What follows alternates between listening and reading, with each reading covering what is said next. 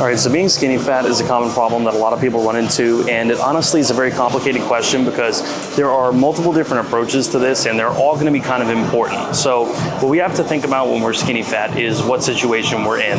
And that situation is not being overweight enough to where it's kind of clear that, like, okay, fat loss should be our priority, but it also means that we're not quite lean enough or muscular enough to look impressive at really any level of body fat. So it's almost like we're in a weird situation where we have to kill two birds with one stone.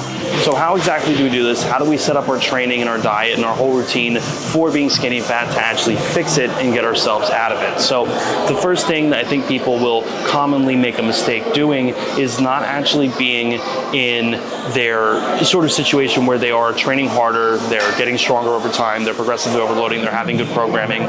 All those things, at least for a lot of people, are not on the routine, they're not on the menu for whatever reason in their training, because they go, oh, I just need to cut, I gotta get rid of this flab, I need to cut down whatever. And it's like, okay, yeah, you probably do, but is that really gonna be the only thing that will benefit us and improve our composition? And the answer to that is no. So we do wanna be focusing on progressively overloading and getting stronger over time as well, because that is gonna make a huge, huge difference in how we actually appear at different levels of body fat. So for example, like you guys will see the set I'm about to do, I always value training hard, I always value really pushing the envelope and trying to train near failure, at least the close proximity of failure, because that is going to be responsible for actually putting more muscle in our frame and allowing us to look better at different body fats. So I got 80 pounds on the extension here. I'm going to do my set of triceps here, and let's see how it goes. Oh.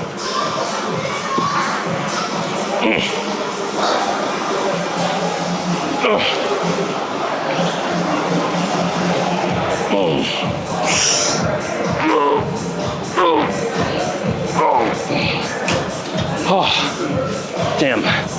I've never used this stack before. It's a different stack than I normally use, so I had to get readjusted to it. But yeah, I mean, it's a tough spot to be in. Like I said, it's not dramatic enough to where it's like, oh my God, I just need to eat 1,500 calories a day and do my cardio and trim the weight off. And that's, you know, a very reasonable thing if you are in the overweight category. But if your goal is actually to look better at a lower body fat or a higher body fat, whatever you're going for, and you're in a situation where it's like, yeah, I have a little bit of fat in front here. Okay, should I lose this first, or should I bulk up and put on more muscle?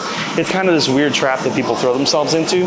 So once again, the best thing you could be doing is trying to be efficient in tackling these things at once. There is no reason why you have to bulk to gain size or put on muscle. Very outdated, very old level of thinking. Your main priority is going to be to get stronger and to also at the same time do your cardio and eat in a calorie deficit, focusing on high protein intake. So those are just a few things, and I'll share some more with you and we'll keep going. So, you know, it's funny, when I first started training, my experience was really that I was starting off very skinny. I was like 130 pounds back at like 5'5". I grew a couple inches, you know, later on, and I got obviously heavier. But when I first started, that's pretty much where I was at. Very, very skinny, totally no muscle in my frame whatsoever.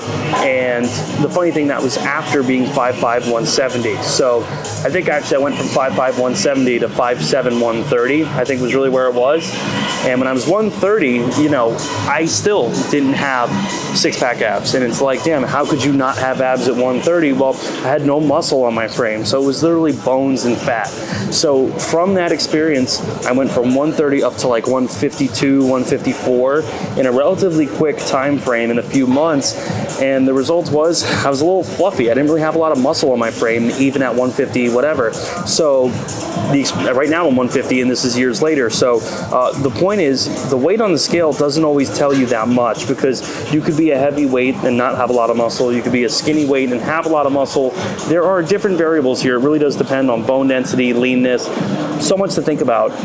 So the best thing I would tell yourself, and when you're scheduling your training and writing it all out, is just, what are my goals right now? Well, if you're feeling like you're skinny fat, you have a little bit of flab here.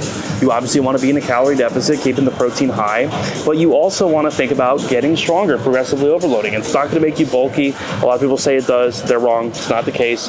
There's no reason why you would get bulky from just training properly. So if you get in here, even if you go 3 days a week, and I think 3 days a week is actually pretty good for someone that is in a fat loss kind of stage, because they can actually focus on cardio the other days. So you could do full body 3 days a week, you know, Monday, Wednesday, Friday, Monday, Thursday, Sunday, and keep looping it to where you have 72 hours in between.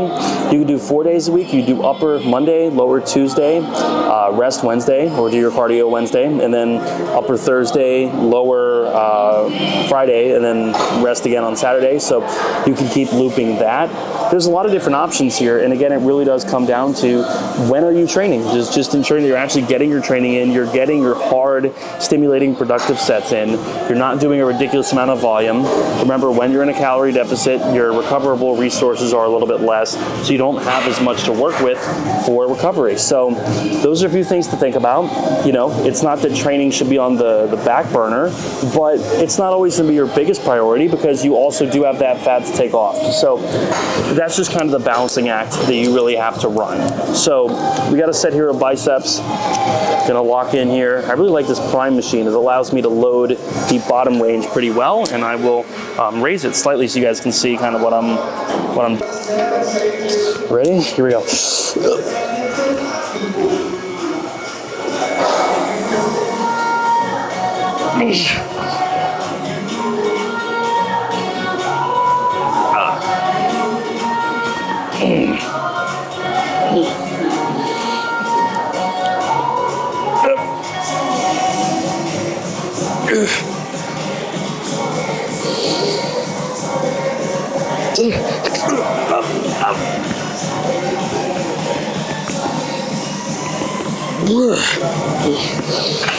Oh my goodness.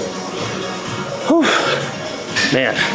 And this is actually very similar to dumbbell because what this does is it loads the bottom. So this Prime machine is really good because it actually loads the stretch. So it makes it hardest in the stretch if you put the plates where they should be, and then it gets easier as you come up. So pretty cool option for biceps.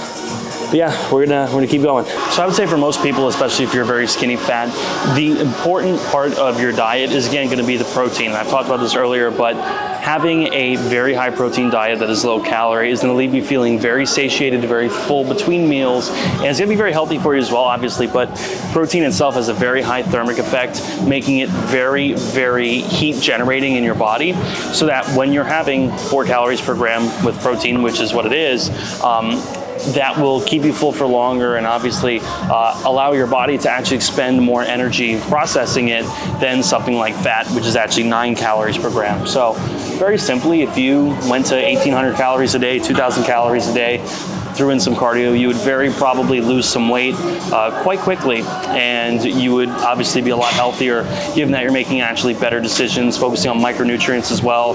That's something that gets swept up a lot, is micronutrient intake. And when you have things like red meat and other things, that's really where you're getting a lot of your micronutrients from. So lean ground beef, lean cuts of pork even, those are all gonna be pretty good from a nutrient standpoint. So I would say those are preferable even to like chicken and white fish and stuff like that in certain situations, especially where getting micronutrients in becomes a priority for some people. So that's just something to think about. And we're gonna get into our set of trap rows on this machine.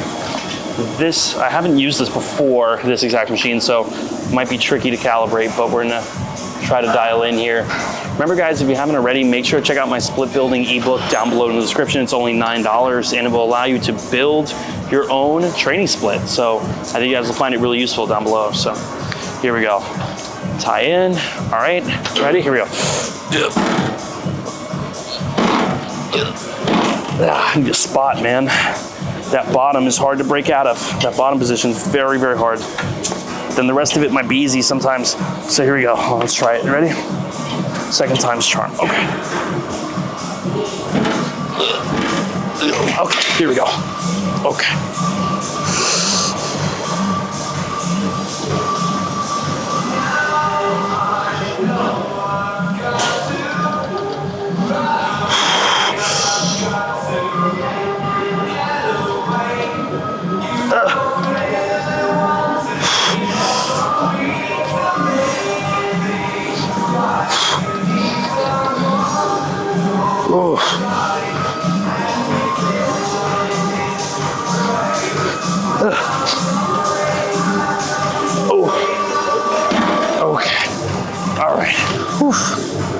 Man, that was for about 5. It was pretty good. Got a good amount of scapular retraction there, so that felt pretty nice.